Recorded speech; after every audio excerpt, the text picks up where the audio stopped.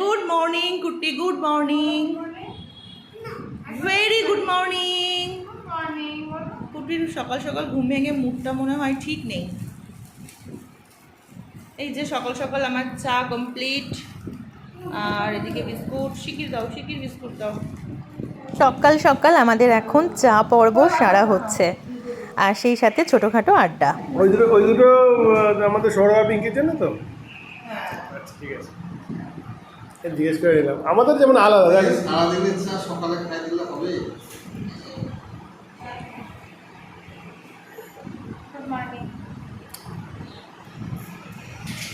কি বলে কি বলে?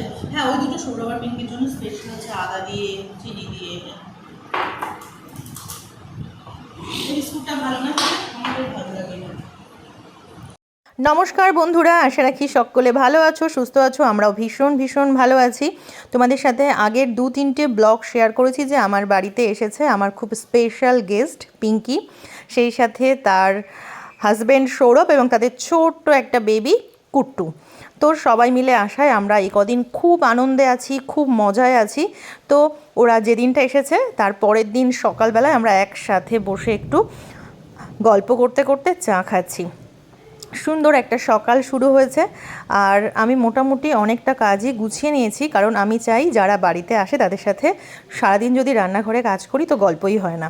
তো টুকিটাকি কাজ অনেকটা গুছিয়ে নিয়ে গল্প হচ্ছে। আর একটা চাইলে ভালো কথা বলে। ওই পাতাটা কুচিয়ে দিলে তুমি পরে খুঁজে পাবে না, সেম পাতা। ওই গাছটা ছিল আগে আমাদের বাড়ি, এখন আর নেই। এই যে এতক্ষণ আলোচনা তোমরা শুনলে হয়তো কিছু বুঝতে পারোনি, ধনে পাতার আলোচনা হলো। আগের দিন ধনে পাতার ডাল খেয়েছিল আমার শাশুড়ি মা, যেটা বানিয়েছিল, আর ধনে পাতা খুঁজে পাচ্ছিল না, বাট স্মেলটা ছিল, সেটাই সৌরভ বলছিল।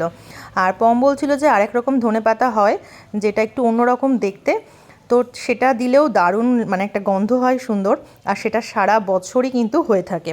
সেই গাছটা আমাদের বাড়িতে আগে ছিল, সেটাই আমি বলছিলাম।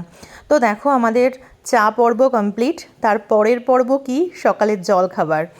আর বাড়িতে অতিথি মানেই তো একটু জমিয়ে অন্য কিছু রান্না হবে, তাই না? তো ওই জন্য দেখো কাবলি ছোলার ঘুগনি বসিয়েছি সঙ্গে চিকেন দিয়ে। তো মোটামুটি অনেকটা হয়ে গেছে, আমি বললাম না কাজ গুছিয়ে রেখে গল্প চলছে। ঘুগনিটা বেশ আগে আগে হয়ে গেছে, আর তারপরে লুচিটা হবে। এদিকে দেখো দুষ্টুকে পড়াতে চলে এসছে সৌরভ, আর দুষ্টু খুব ভালো ছেলের মতো পড়তে বসে গেছে সৌরভের কাছে।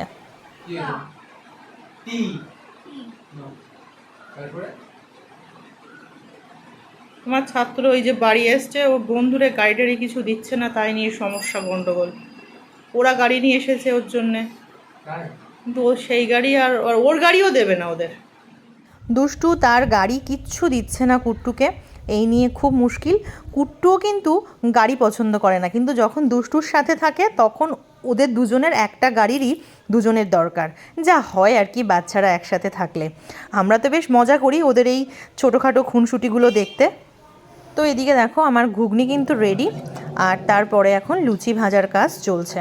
আর এই দিকে দেখো পম কী করছে, কিছুটা নারকেল ছাড়িয়ে নিয়ে এসছে। আমিই বলেছিলাম, কারণ রাত্রেবেলায় মালাইকারি করব, সেই জন্য নারকেলগুলো বলেছিলাম পিস পিস করে নিয়ে আসতে। আর এদিকে দেখো লুচিগুলো বেলা হচ্ছে, ও হচ্ছে আমার এক যা হয়, ওই এসেছে আমাকে এখন হেল্প করতে। আর পিঙ্কিকে বলেছি যে আমাকে একটু ভিডিও করে দাও, তো সেটাই পিঙ্কি বলছে। আর অনেক বড় বড় পিস ছিল, তো এই নারকেলগুলো যেহেতু আমি মিক্সিতে ঘোরাবো, তাই পমকে বললাম একটু ছোট ছোট করে টুকরো টুকরো করে দাও, তাহলে খুব তাড়াতাড়ি ভালোভাবে হয়ে যাবে। ছেলেকে ডাকো, আমার মেয়েকে ডাকো, খেতে দেই। আর এই যে আমার এখন আজকে নতুন ক্যামেরাম্যান, আমি সেটাই বলছি। গরম গরম লুচি ভাজা হচ্ছে আর এক্ষুনি পরিবেশন করা হবে। কুট্টু কিন্তু লুচি খেতে খুব ভালোবাসে, আর আমাদের বাড়িতে লুচিটা একটু কম হয়, ময়দার জিনিস একটু অ্যাভয়েড করি, তবে মাঝে মাঝে একটু লুচি না হলে সকালবেলায় জমে বলো। তোমরাও কে কে বলো লুচি খেতে ভালোবাসো? আমার তো খারাপ লাগে না, তবে যদি এরকম ঘুগনি হয় তো কোনো কথাই নেই। আগে বেশ কয়েকটা ভেজে নেব, তারপর সবাইকে ডাকবো খেতে, কারণ একবার খেতে দিয়ে দিলে তারপর ভাজতে থাকলে তখন কিন্তু কম পড়ে যাবে। ওই জন্য আমি আগে ঝটপট করে কয়েকটা ভেজে নিচ্ছি। আজকে কিন্তু বেশ গরম আছে, আর অনেকক্ষণ রান্না করছি, একটু ঘেমে গেছি, সেজন্যই পিঙ্কিকে বলছি অবস্থা খারাপ। এই যে থালা প্রস্তুত, আমি এখন সৌরভকে দেওয়ার জন্য যাচ্ছি। ওখানে খাবে না এখানে দেবো? শুধু লুচি খাচ্ছ তুমি? কেন, একটু তরকারি খেতে হয়, একটু ঘুগনি খেতে হয়। ঠিক আছে, মটর খেয়েছো?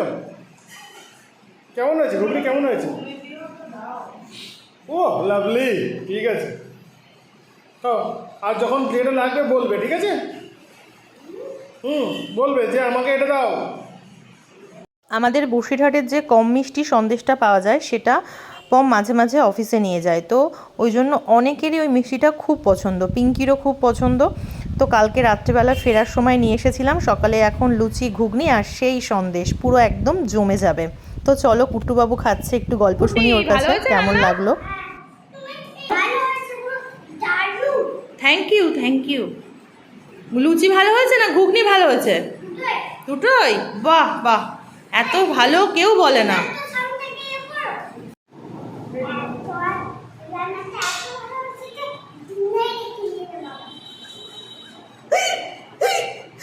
এত ভালো রান্না হয়েছে জীবনেও দেখিনি বাবা, ও দুনিয়ায় দেখিনি বাবা, জীবনেও না দুনিয়াতেও না, একদম পুরো পরিষ্কার করে খাচ্ছে।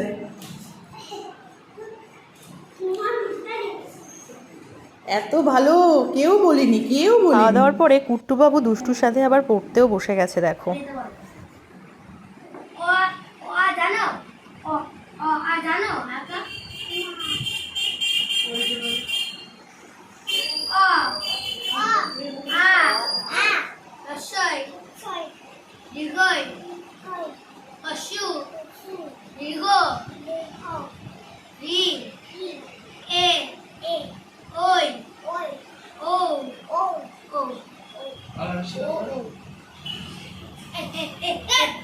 এবার এগুলো পড়ো, এটা আর এটা পড়ো, এটা এইটা পড়ো।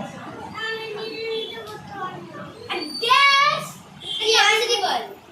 1 থেকে 100 অবধি পড়ো। 1 2 3 4 5 6 7 8 এখন দেখবে তো ভিডিও পড়ো। ইয়েস। 11 12 13 14 15 কুট্টু একদমই চিকেন খেত না।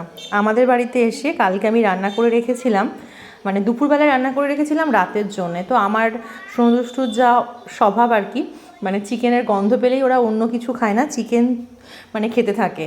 আর লুকিয়ে লুকিয়ে খাচ্ছিল, তো ওদের দেখা দেখি কুট্টুও খেয়েছে। তো পিঙ্কি পুরো অবাক, ঘুগনিও খায় না, এখানে এসে ঘুগনি খেয়েছে, ও শুধু লুচি খায় বাড়িতে। সকালে খাওয়া দাওয়ার পরে আবারও আমাদের একসাথে বসে একটু গল্পগুজব চলছে। সারাদিনে আমাদের মোটামুটি এইসব চলবে।